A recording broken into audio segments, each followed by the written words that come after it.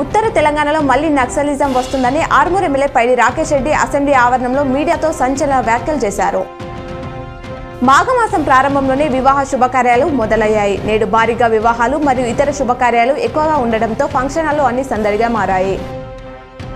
అంతర్జాతీయ బాక్సింగ్ ఛాంపియన్షిప్లో జిల్లాకు చెందిన నిక్కత్ జరీన్ ప్రత్యర్థులను తన పంచ్లతో చిత్తు చేస్తుంది. శనివారం నిర్వహించిన సెమీఫైనల్ మ్యాచ్లో బల్గేరియా క్రీడాకారిణి 5 తేడాతో ఓడించి ఫైనల్కు చేరింది. వరుస విజయాలతో ఫైనల్కు దూసుకెళ్తున్న నిక్కత్ ఆదివారం జరిగే ఫైనల్స్లో బంగారు లేదా రజత పతకం సాధించాలని అంతా ఆకాంక్షిస్తున్నారు.